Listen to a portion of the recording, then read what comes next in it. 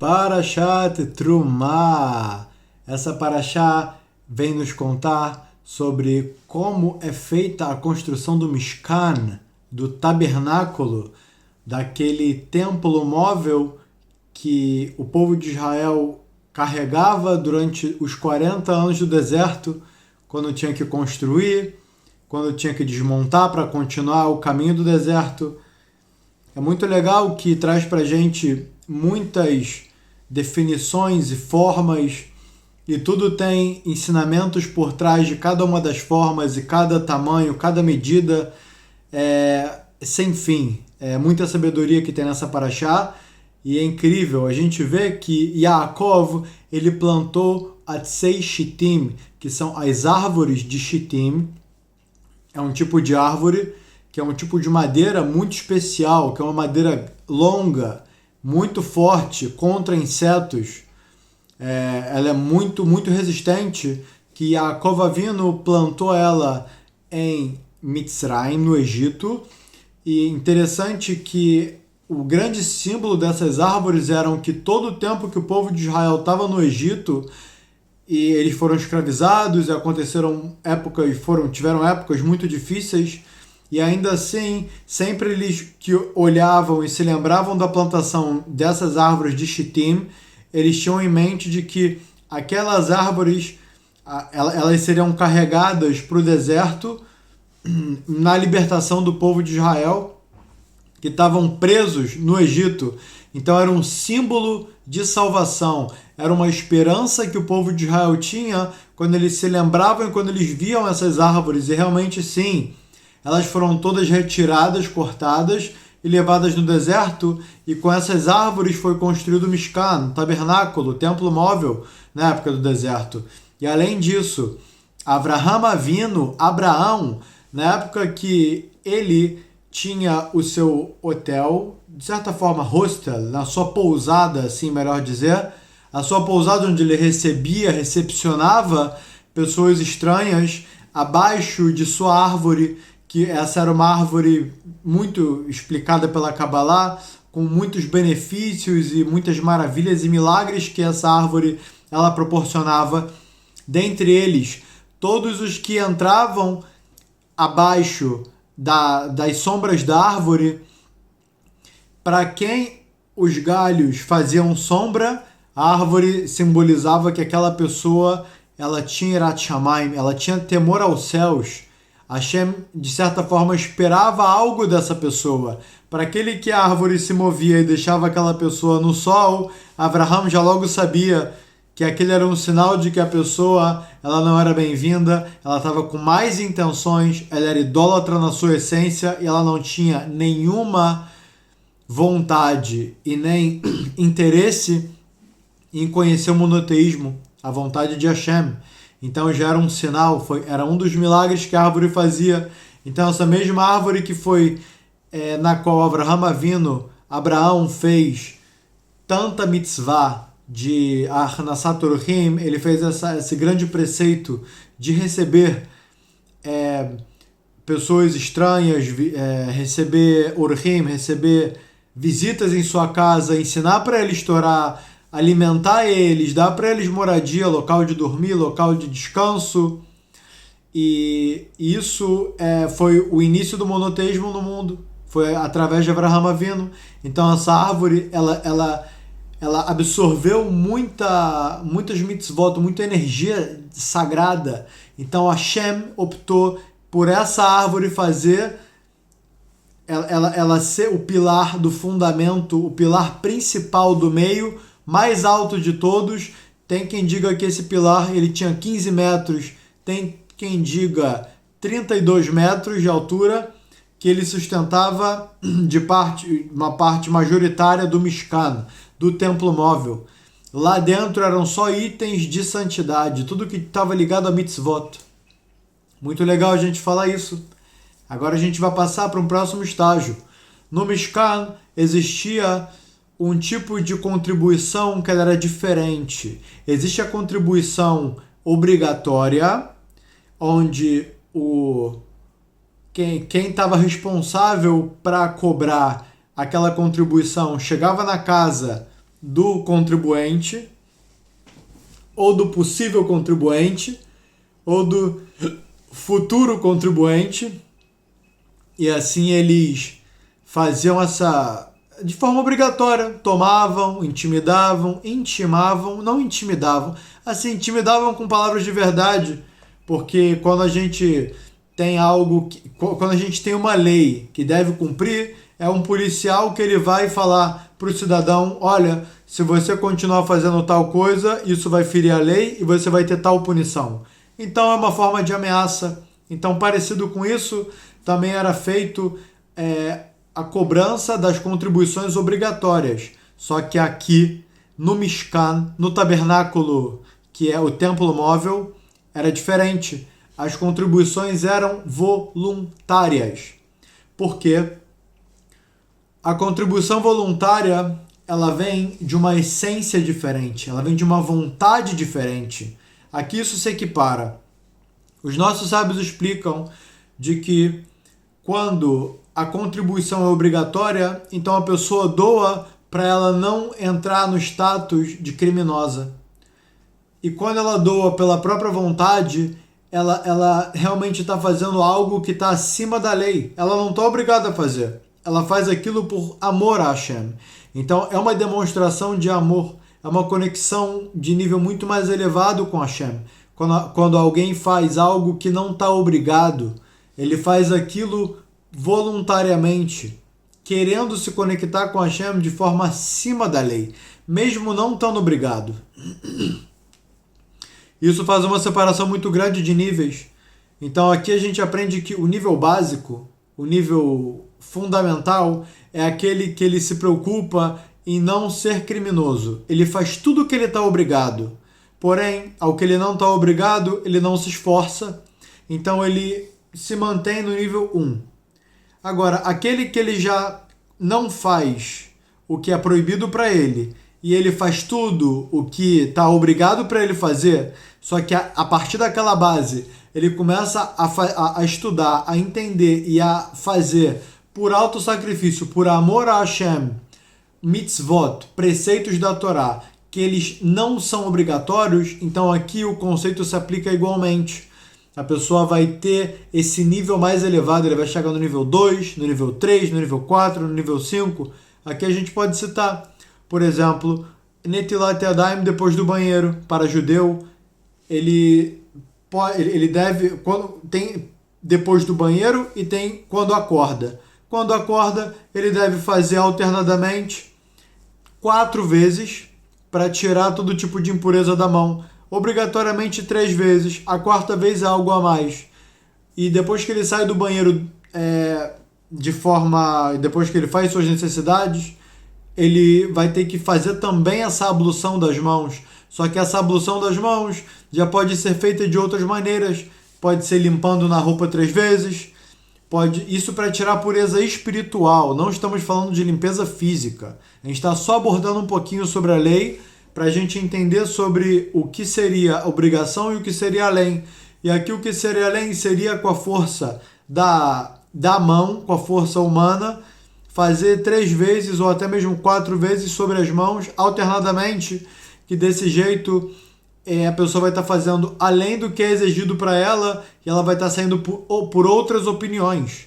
Porque vão ter as opiniões dos sábios base, que não são exatamente opiniões, são interpretações da lei de cada sábio, só que elas foram implementadas como nível básico e nível alto de acordo com a estrutura da Torá, de acordo com outros sábios que eles estruturaram isso em forma de níveis. Então a gente escuta muito falar sobre Kabbalah, a gente escuta muito falar sobre Torá oral. Então tem as leis que elas são do Talmud, tem as leis que elas são da Kabbalah, do Zohar, e essas leis não são básicas, elas não são obrigatórias. Porém, quem já passou do nível básico e ele já cumpre o nível básico bem cumprido, todo o seu nível básico não é só um, ele cumpre tudo do nível base bem feito. Então, ele tem essa opção por continuar subindo de níveis. Então, desse mesmo jeito que ela sai da contribuição obrigatória para a contribuição voluntária, isso é o que vai fazer com que ela suba de níveis. Ela vai fazendo cada vez mais coisas que ela não está obrigada, isso vai ser bom para ela. Ela vai fazer Ta'anit Dibur, ela vai ficar quieta. É um voto de silêncio que ela fica o dia inteiro quieta e ela só pode falar tudo que for versículos de Torá, o que for conectado à Torá ela pode falar, o que não for, ela escreve, ela anota, ela manda mensagem, ela fala através de sinais, mímica, certo? E obviamente não são todos os dias. Isso é uma forma de autossacrifício, de se conectar ainda mais com Hashem. Ou ela está obrigada a estudar a Torá. Ela pode estudar 3 horas por dia, ela pode estudar 8 horas por dia, ela pode estudar 16 horas por dia.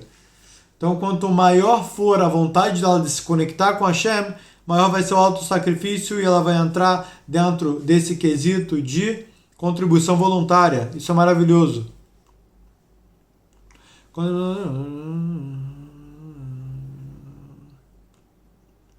Ótimo. Agora a gente vai passar para a próxima parte do nosso estudo. E é muito legal que a gente vê tantos detalhes e tanta exatidão na formação de todos os utensílios do tabernáculo, dentre eles o Shulchan, que é uma forma vertical de ouro puro para fazer os pães Lechem Apanim, pães multifacetados, que tinham vários milagres que aconteciam quando eles eram feitos, eles ficavam ainda quentinhos e como se tivessem acabado de ser feitos durante a semana inteira. Entre também a menorá, que ela deveria ser feita, a menorá, sim, que ela era bem grande, ela tinha o tamanho de uma pessoa mais ou menos, ela tinha talvez 1,5 m, eu não lembro de cabeça a medida exata, mas era algo entre 1,5 m e 2 metros, era bem alta, e ela tinha que ser feita de uma peça só de ouro maciço. Ou seja, é um desafio da física, porque o ouro ele é muito maleável, ele é flexível. Então, para fazer uma peça tão grande de candelabros, o braço ele vai tender a abrir sozinho, a ceder. Então, tinha todo um método que Betzalel ele fez todo esse desenho junto com Moshe Rabbeinu. Os dois, Betzalel fez a maioria das partes, Moshe Rabbeinu teve a parte dele que ele também fez as peças do Mishkan. E é muito interessante, né? Surge uma pergunta, mas por que tanta exatidão? Por que medidas e tamanhos e formas e detalhes? Aqui é uma florzinha, aqui é um lugar reto, aqui tem que ser achatado, e aí coloca dessa forma. E a resposta é legal, muito legal, incrível. Assim como você, quando vai mandar um e-mail para alguém, você deve colocar todas as letras, ponto, arroba, pelo servidor que você vai enviar tem que ser sem nenhum erro de ortografia, tem que ser sem faltar nenhum ponto. Desse mesmo jeito, a mensagem ela só é mandada através do utensílio feito perfeitamente. E olha que legal, a gente aprende que tudo que existe material, ele é um recipiente para que algo espiritual repouse sobre ele. Então, todos esses utensílios eles tinham essa especificidade tão exata que é justo para que algo que vem espiritual, que vem de cima, uma energia especial, uma energia específica, algo que vai vir de uma sefirá específica, que vai vir de um mundo específico. A gente não vai entrar em definições de Kabbalah sobre quais são os mundos, quais são as formas espirituais, as expressões divinas que se conectam com aquilo, mas a gente tem que saber que sim, tudo é exato e nada é à toa. Isso é muito importante. Uma outra coisa muito legal é que todos os utensílios do templo, eles são conectados com o quê? Com a nossa casa. A nossa casa não é à toa que Hashem fez a estrutura de casa como a gente conhece hoje em dia, com sala como local principal, banheiro, cozinha, quartos, varanda, etc. Cada um é uma parte do templo, equivale. Então, assim como a pessoa tem um cuidado muito grande em deixar sua casa arrumada, limpa, o centro da sua casa, que é a sala, né, ser uma livraria de livros de Torá e não uma televisão ou posters ou sabe sei lá o que não esteja conectado com santidade. Então vale muito a pena trocar esses itens de impureza por itens de santidade e assim deixar a sua casa com boas influências para que bênçãos recaiam sobre a sua casa.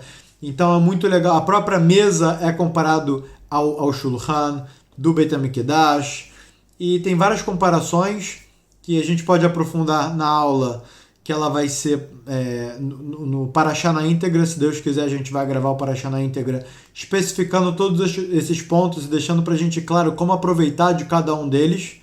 Isso é muito legal, mas eu deixo aqui em aberto que nada é à toa, que a arrumação da casa, o respeito, como se portar com cada ambiente da casa, cada quarto, não quarto, sim sala, cada recinto da casa, que a gente se relacione da maneira correta. Isso vai trazer boas influências para casa e para a nossa vida. E assim como os utensílios eles têm essa questão de receber uma santidade que vem de cima através de como ele é feito, assim também o ser humano pode ser uma merkavá de algo espiritual, de uma divindade. O que é uma merkavá? Assim como uma carroça ela é guiada por um cocheiro, por aquele que está direcionando o cavalo, assim essa carruagem e o cavalo são como o corpo e o cocheiro é como a alma. Então, assim como a partir do momento que a pessoa ela estiver cumprindo a vontade de Hashem com o corpo dela, ela estiver trabalhando suas características pessoais, que são suas midot, ela estiver tomando cuidado com seu orgulho, não ser uma pessoa orgulhosa, se sentindo melhor do que todas as pessoas, se sentindo melhor do que o mundo, falando, ai, quem dera que o mundo inteiro fosse igual a mim. Cuidado com essas palavras.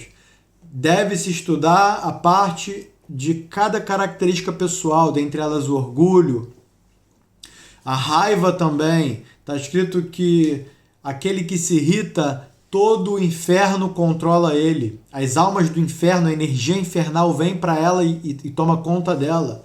É algo que também é uma aula por si só, que aqui a gente está falando só por cima, só para a gente ter uma breve noção, mas é algo muito pesado, algo muito grave. A pessoa tem que tomar muito cuidado para não se irritar, porque quando a pessoa se irrita, quer dizer que ela está negando a realidade. E o que dá para a pessoa a realidade dela, Hashem faz os decretos na vida da pessoa.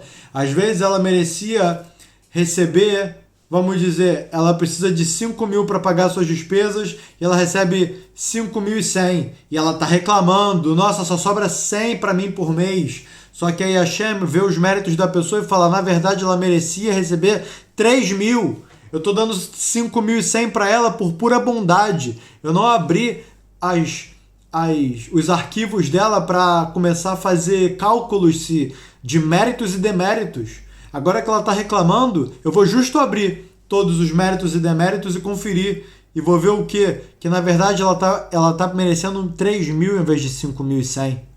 Então ela estava reclamando que fechava 100 positivo, agora ela vai ter muito que se preocupar fechando 2 mil negativo. Muito cuidado, porque a Hashem sempre vai te dar as coisas, sempre vai julgar você muito além do que você realmente merecia. Então, quanto mais a gente agradece, mais Hashem dá pra gente motivos pra gente agradecer. Quanto mais a gente se irrita e reclama, mais Hashem vai dar pra gente motivos para se irritar e reclamar. Então é muito importante que a gente tenha essas características lapidadas, que é muito difícil, não vou falar que é fácil, eu digo o jeito que o jeito que a Torá mesmo explica da dificuldade disso. Inclusive está escrito que a maior distância que tem é entre o cérebro e o coração. Olha que distância longa. Não parece muito longa, né? Mas por quê? A explicação é que o cérebro a gente consegue discernir o que é certo e o que é errado. O coração são os nossos hábitos, são os nossos desejos. Então, para a gente implementar o que é certo dentro de quem a gente é de verdade, isso é um trabalho de vida. É um trabalho de vida. É algo muito difícil. Não é à toa que a Hashem deu pra gente 120 anos, mesmo que hoje em dia a média de vida seja 80, mas independente. Por que a Hashem deu uma vida tão longa pra gente? pela dificuldade que é da pessoa fazer tchuvá, entender a verdade e usar essa verdade como ferramenta, a ferramenta daqui, para trabalhar aqui. Então, Hashem deu pra gente anos e anos e anos de vida por esse motivo, porque se a pessoa conseguisse mudar rápido, conseguisse rapidamente fazer essas modificações nela mesma e se consertar, não teria por que a pessoa viver tanto. Inclusive tem uma visão da Torá daqueles que conseguiram se consertar rápido, que eles rápido morreram e subiram para o céu. Um deles é o Arizal, é aquele que escreveu a explicação do Zohar. Arizal. Ele morreu com 36 anos, cedo. E tiveram outros tzadikim, o Ramchal também morreu cedo. E tiveram outros que morreram cedo por conta de ter cumprido o seu objetivo, a sua missão de vida rápido. Elas tiveram uma itorerut, elas acordaram para o que é verdade e tomaram isso como sério, tomaram seriedade, trabalharam si mesmas de maneira como deve ser, que elas conseguiram terminar a missão de sua vida e subiram cedo, não precisaram de tanto tempo para se consertar. Então disso a gente aprende dessa paraxá que nós devemos nos tornar utensílios propícios para que seja repousada a divindade, a Shekhinah, e disso possamos cada vez mais elevar a matéria e executar a missão que Hashem deu para a gente fazer nesse mundo, que é conectar a matéria com o divino, trazer Hashem para o mundo. Hashem pediu para Moshe para habitar entre os judeus no deserto, no Mishkan, porque a morada de Hashem não queria só ter tido essa experiência próxima com o povo de Israel, com Bnei Israel no Ma'amad Har Sinai, enquanto ele deu a Torá para Moisés. Não, ele falou além, eu quero morar junto com o povo de Israel. É como um pai que quer morar próximo de seus filhos. Então ele pediu para construir o Mishkan e depois para construir o Bet HaMikdash. Isso foi uma vontade que Hashem teve de se aproximar, um amor de Hashem pelo povo de Israel e pela humanidade em si, porque Hashem habitando aqui, morando com a gente aqui, milagres revelados começam a acontecer como algo natural. Então é algo que a gente deve, sim, se inspirar e fazer de tudo para alcançar. E a gente deve falar também que assim como tem a pessoa se tornar uma carruagem para a divindade, para que se repouse, infelizmente pessoas que não se trabalham, pessoas que os desejos tomam conta da vida dela e a diretriz da vida dessas pessoas é o ego, é o orgulho, é o autoengrandecimento, é debochar dos outros, é se sentir o máximo. Infelizmente, esses são merkavot, esses são carruagens para quem? O Satan. Logo, a força da impureza pega aquela pessoa como o seu próprio soldado. Então, para quem não opta por ir para o exército da santidade, quem opta a falar, não, eu vou ficar normal, eu vou só seguir a cultura normal, vou viver minha vida como todo mundo, vou ficar tranquilo, sem me dedicar, sem fazer nada muito radical, vou ficar numa boa. Essa pessoa ela vai acabar seguindo cultura local, que a cultura local está ligada à idolatria. Querendo ou não, não existe vazio, não existe neutro. Ou a pessoa faz parte da santidade, ou a pessoa faz parte da impureza. Então, também, para a gente, traz esse ensinamento para a gente de que aqueles que não estão conectados com a divindade, eles estão conectados com a impureza, e querendo ou não, a pureza e a impureza, elas não gostam uma da outra. A impureza não gosta de ser limpa, e a pureza não gosta de ser suja, não ser sujada. Então, eles vão ter esse embate de forma natural. Eu digo isso porque tem pessoas que dizem que elas ajudam o próximo, elas fazem caridade com o próximo, elas doam dinheiro, doam livros, e elas estão preocupadas com o próximo. Infelizmente, elas, depois de um tempo, escutam que estão falando mal de quem está ajudando. Então, logo a gente começa a discernir e entender que aquele que não gosta da santidade e de quem faz o bem para o próximo e vem revelar a vontade de Hashem e vem reclamar, falar é muito pesado, aquela pessoa ela é muito religiosa, ela é muito certinha, ela sabe, começa a colocar nomes, a gente logo entende qual lado ela está servindo. E a gente reza por elas, a gente quer o melhor delas.